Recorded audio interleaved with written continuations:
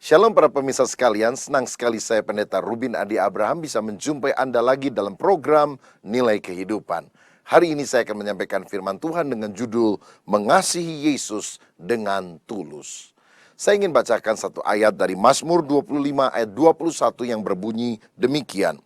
Ketulusan dan kejujuran kiranya mengawal aku, sebab aku menanti-nantikan Engkau. Pemirsa, kita sedang hidup pada satu dunia yang diwarnai dengan pelbagai macam kepalsuan. Ada rambut palsu, orang pakai gigi palsu, melamar pekerjaan dengan menggunakan ijazah palsu, pakai baju merek palsu, punya uang palsu, dan kalau mereka melakukan kebaikan, seringkali kebaikan itu pun palsu. Nah, di tengah dunia yang penuh dengan kepalsuan ini, doa yang disampaikan oleh Daud menjadi sangat relevan. Dia berkata kiranya ketulusan dan kejujuran mengawal hatiku.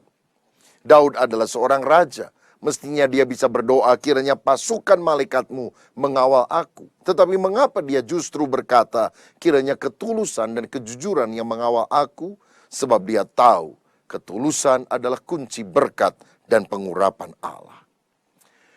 Nah, pemirsa sekalian, Tuhan mau di masa yang penuh kepalsuan ini kita menjaga hati yang tetap tulus dan murni di hadapan Tuhan. Karena itu sesuatu yang sangat penting. Dalam 1 Timotius 1 ayat 18 dan 19, firman Tuhan berkata demikian. Tugas ini kuberikan kepadamu, Timotius anakku, sesuai dengan apa yang telah dinubuatkan tentang dirimu, supaya dikuatkan oleh nubuat itu engkau memperjuangkan perjuangan yang baik dengan iman dan hati nurani yang murni. Beberapa orang telah menolak hati nurani yang murni itu, dan karena itu kandaslah iman mereka. Inilah nasihat Paulus kepada anak rohaninya yang bernama Timotius. Timotius harus memiliki iman kepada Tuhan, sehingga dia bisa mengatasi semua masalah yang datang dalam kehidupan. Tetapi Paulus juga menasihatkan kamu juga harus mempertahankan hati nurani yang murni. Sebab kalau kita memiliki hati nurani yang murni, iman kita itu sungguh akan mendatangkan mujizat dan kuasa Allah. Tetapi kemurnian hati menjaga kita tetap hidup berkenan, layak di hadapan Tuhan. Dalam Markus pasal yang ke-11 ayat 23 sampai 25, firman Tuhan berkata, Aku berkata kepadamu, sesungguhnya barang siapa berkata kepada gunung ini, beranjaklah dan tercampaklah ke dalam laut, asal tidak bimbang hatinya, tetapi percaya bahwa apa yang dikatakannya itu akan terjadi, maka hal itu akan terjadi baginya. Karena itu aku berkata kepadamu, apa saja yang kamu minta dan doakan, percayalah bahwa kamu telah menerimanya, maka hal itu akan diberikan kepadamu. Betapa luar biasanya janji Tuhan. Apa saja yang kita minta kepada Tuhan, percaya Tuhan akan melakukannya. Jadi penting sekali iman itu kita miliki dalam kehidupan. Tapi ingat, ayat yang ke-25 penting sekali untuk kita juga perhatikan. Dan jikalau kamu berdiri untuk berdoa, ampunilah dahulu sekiranya ada barang sesuatu dalam hatimu terhadap seseorang, supaya juga Bapamu yang di sorga mengampuni kesalahan-kesalahanmu. Sebelum kita berdoa dan Tuhan menyatakan mujizat, firman Tuhan mengingatkan kita supaya kita memeriksa hati kita, supaya hati nurani kita murni dan tulus, sehingga apa yang kita doakan itu menjadi kenyataan. Nah, pemirsa sekalian, Tuhan Yesus pernah menegur dengan keras orang-orang Farisi yang tampaknya saleh, tetapi ternyata tidak memiliki ketulusan, kejujuran. Sehingga dengan keras Yesus menegur mereka sebagai orang munafik. Misalnya dalam Matius 23 ayat 27. Celakalah kamu, hai ahli-ahli Taurat dan orang-orang Farisi, hai kamu orang-orang munafik, sebab kamu sama seperti kuburan yang dilabur putih, yang sebelah luarnya memang bersih tampaknya, tetapi yang sebelah dalamnya penuh tulang belulang dan pelbagai jenis kotoran. Kata munafik yang digunakan oleh Yesus pada ayat ini berasal dari kata Yunani hypocrites. Dan itu kemudian menjadi bahasa Inggris hypocrites atau munafik. Hypocrites sebetulnya adalah istilah drama. Ada seorang yang bisa memainkan beberapa peran yang berbeda dalam sebuah sandiwara. Kadang dia muncul sebagai orang baik, tetapi kadang dia muncul sebagai orang jahat. Dan bagaimana hal itu bisa terjadi? Jawabannya karena dia memakai topeng. Jadi sekali waktu dia pakai topeng baik, sekali waktu dia pakai topeng jadi orang jahat. Nah, inilah sifat munafik. Bertopeng, tidak transparan, tidak apa adanya. Di luar senyum, tapi di dalam penuh dengan kepahitan, kebencian, dan ingin membinasakan. Betapa bahayanya orang semacam ini. Tuhan mau kita menjadi orang yang tulus, sincere dalam bahasa Inggris. Itu berasal dari kata Latin sinceras. Sin itu artinya tanpa dan seras itu artinya lilin. Nah, apa yang dimaksudkan dengan sinceras ini? Begini saudara, pada waktu dulu orang biasanya membuat patung pualam yang bagus-bagus. Lalu kemudian menjual dengan harga yang mahal. Tetapi keindahan dari patung itu dan harga yang tinggi ditentukan kalau patung itu benar-benar mulus tanpa ada tempelan lilin, tidak didempul lah istilah sekarang. Sebab kalau ada bagian-bagian yang bolong, tidak sempurna, biasanya pemahat itu suka menempelkan lilin sehingga bagian-bagian yang kurang sempurna agak tertutup dengan lilin tersebut. Tetapi yang benar-benar asli dan bagus itu sinceras, tanpa lilin tetapi benar-benar dari pualam yang murni. Tuhan juga ingin agar kita menjadi orang yang sincere, tulus, tanpa polesan, tanpa kosmetik secara rohaniah, tapi benar-benar apa adanya. Saudara, masa kini memang banyak orang senang sekali dengan kosmetik, karena itu tampak bisa mempercantik. Coba saudara lihat beberapa gambar ini ya. Yang pertama kita lihat gambar seorang wanita sebelum dioperasi kosmetik dan setelah dioperasi kosmetik, kiri dan kanan. Beda jauh kan? Yang kiri tampak kurang cantik, yang kanan lebih cantik. Berikutnya gambar pria. Sama. Yang kiri itu belum dioperasi, sedangkan yang kanan sudah dioperasi plastik. Kelihatannya lebih gagah, lebih macho. Tetapi seringkali operasi kosmetik semacam ini juga bisa berbahaya. Karena jika tidak berhasil alias gagal, wajah bisa menjadi rusak. Saudara perhatikan gambar ini. Lihat, semula wajahnya sudah cukup cantik, tapi gara-gara dioperasi plastik malah seperti kucing, saudara. Wah, ini kan memprihatinkan sekali. Apalagi gambar ini. Gambar berikut ini menunjukkan wajah yang benar-benar rusak karena kosmetik, karena operasi yang gagal dilakukan.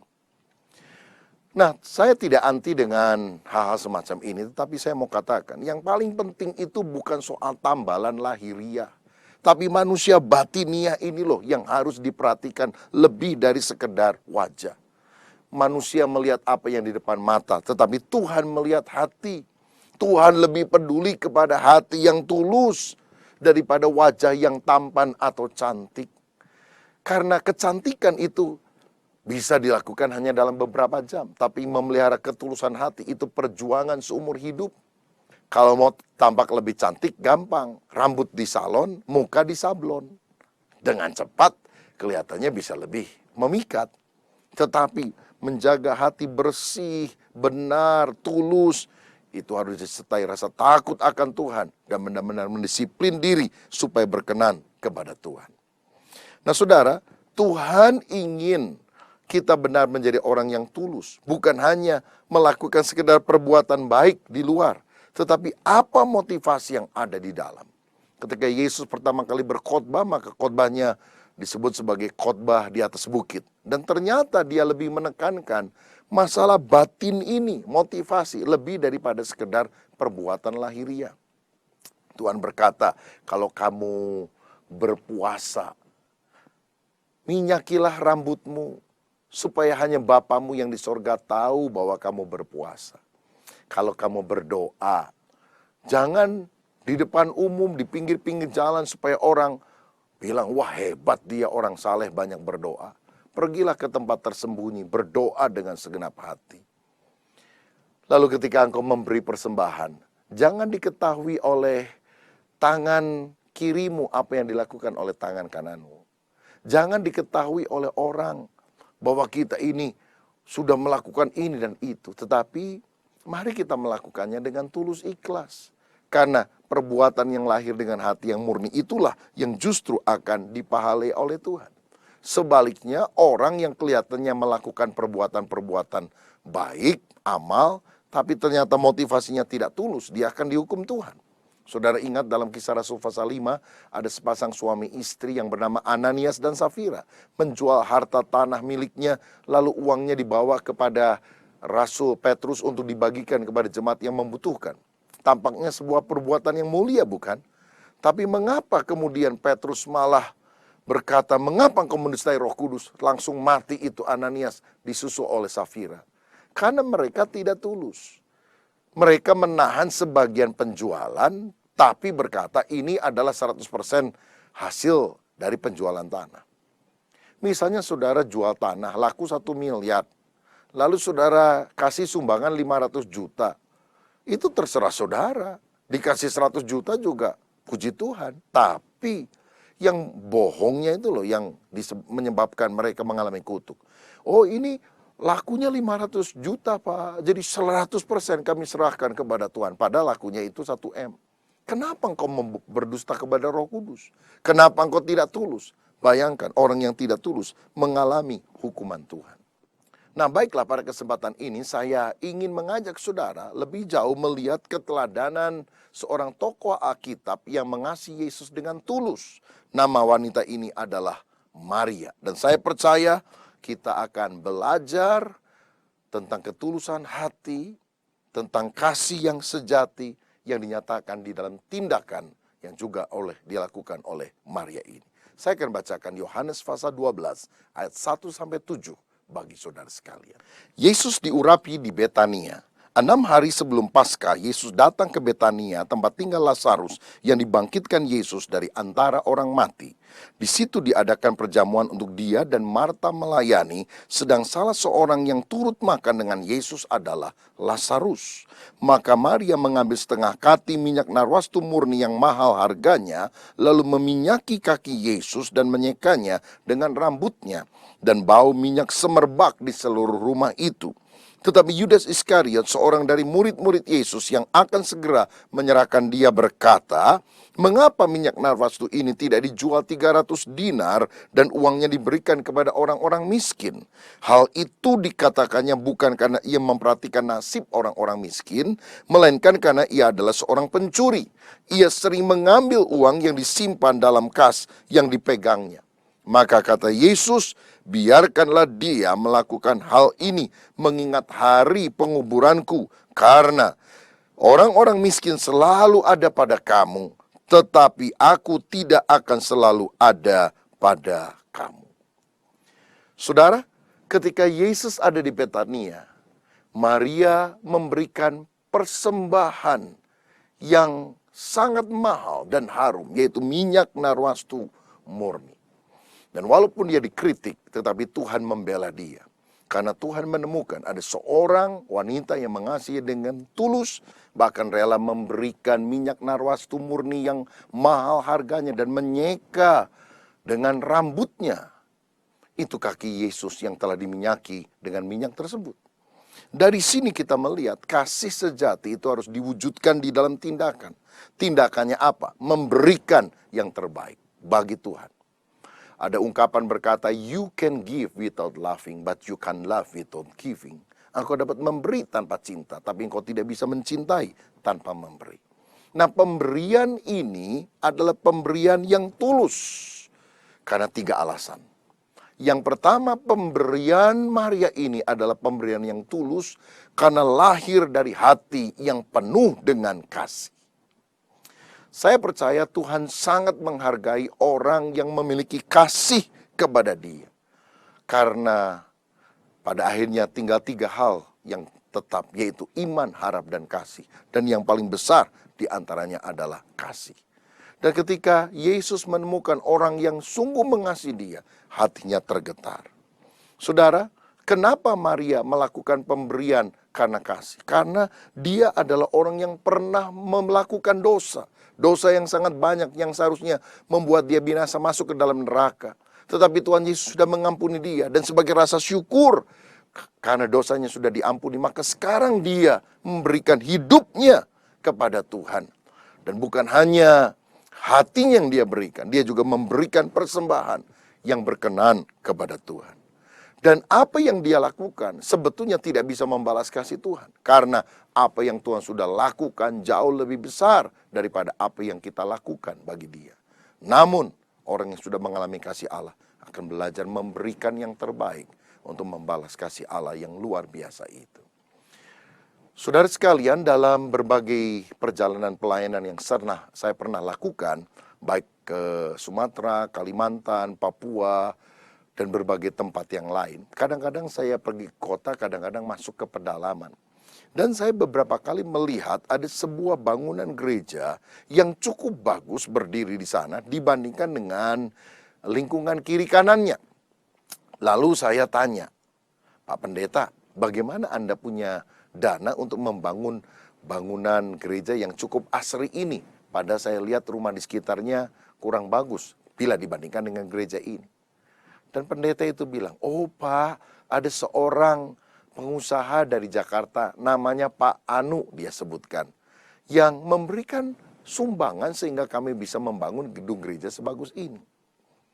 Itu terjadi di pedalaman Sumatera. Waktu saya pergi ke pedalaman Kalimantan, saya juga menemukan gedung gereja yang cukup bagus. Dan waktu saya tanya, pendetanya bilang, oh saya disumbang oleh seorang pengusaha dari Jakarta namanya Bapak Anu. Namanya persis sama dengan nama yang pernah disebutkan di pedalaman Sumatera itu.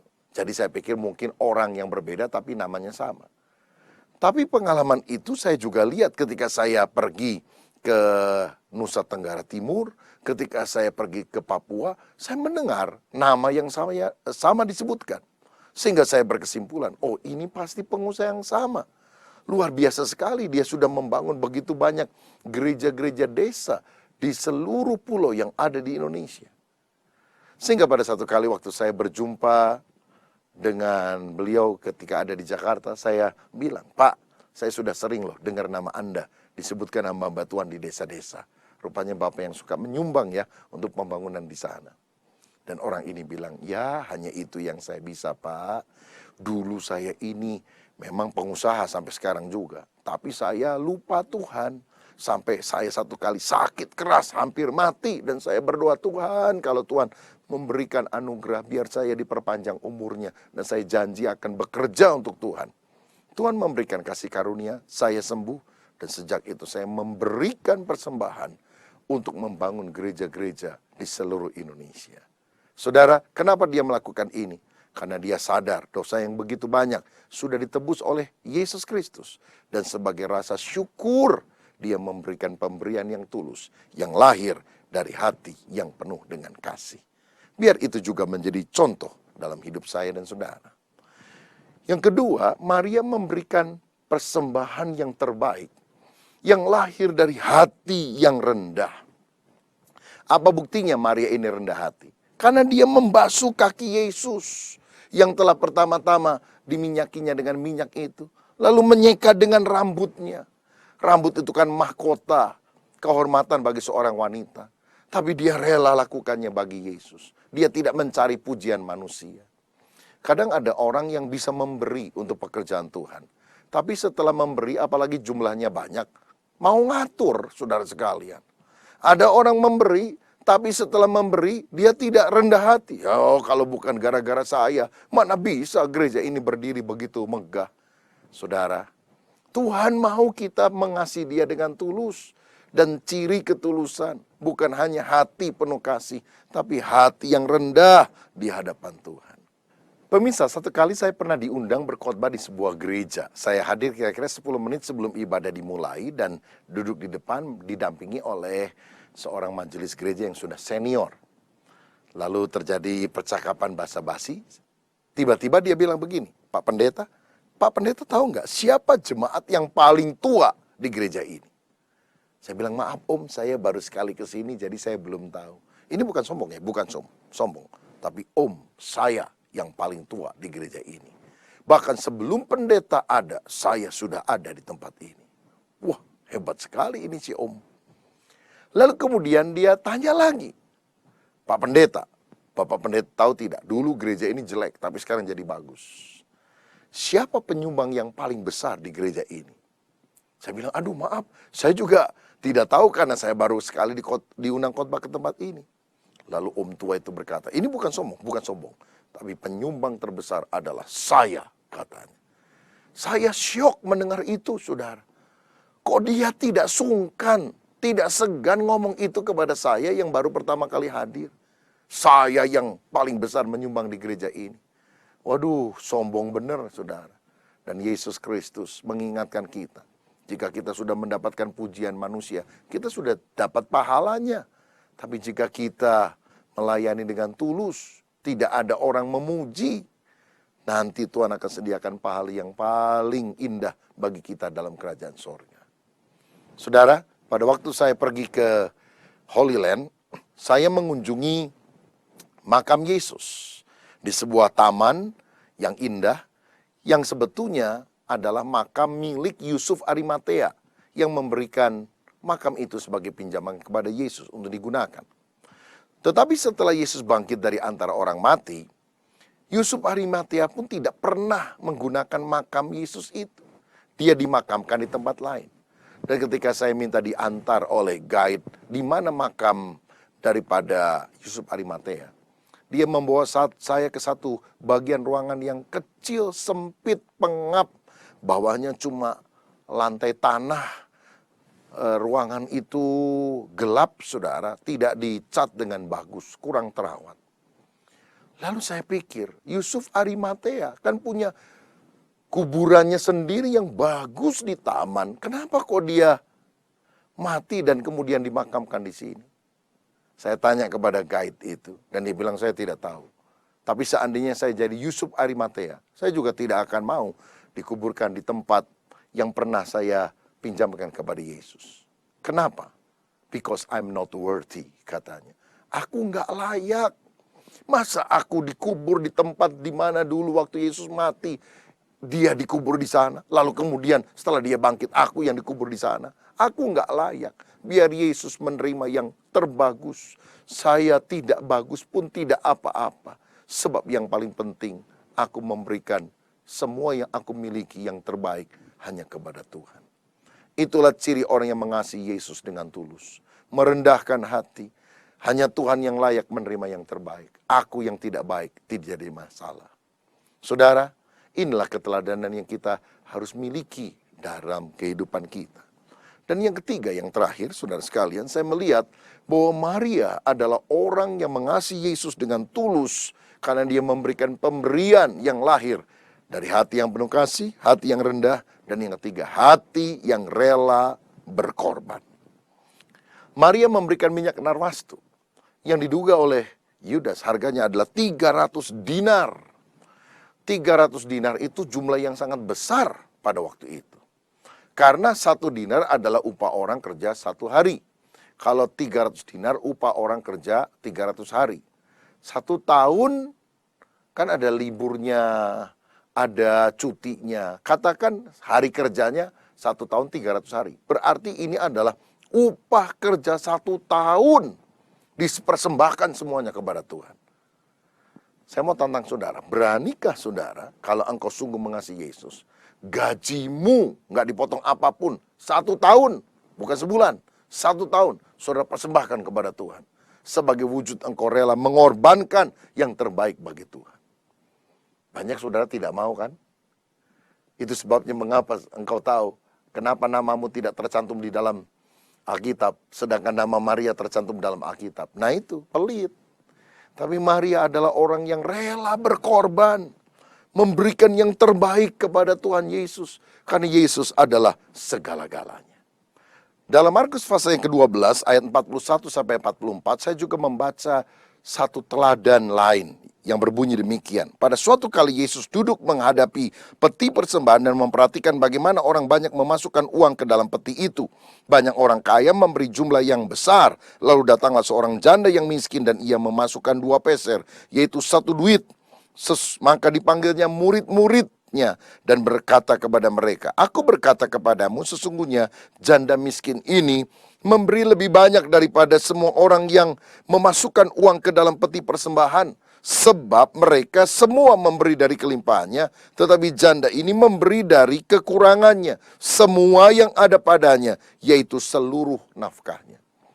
Tuhan Yesus pernah memuji janda miskin yang memberikan 2 peser. Karena dia memberi dari kekurangannya. Dia memberi semua yang dia miliki.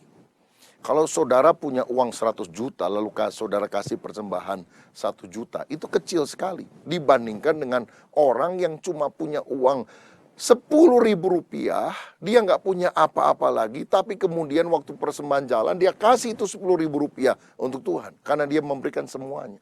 Dan itu terjadi karena hati yang rela berkorban. Saudara, Tuhan mau kita menjadi orang yang mengasihi Dia dengan tulus. Bukan cuma ngomong, bukan cuma di dalam hati, tapi dalam tindakan. Dan itu diwujudkan dalam pemberian yang nyata, yang ditandai dengan kerelaan berkorban. Pemirsa sekalian, maukah kita meneladani kehidupan Maria yang telah mengasihi Yesus dengan tulus dan mewujudkan ketulusan hatinya dalam tindakan, memberi yang terbaik, yang lahir dari hati yang penuh kasih, hati yang rendah, dan hati yang rela berkorban. Saya percaya, kalau sikap hati kita sedemikian, kita sungguh menjadi orang yang memuliakan Tuhan. Tuhan memberkati.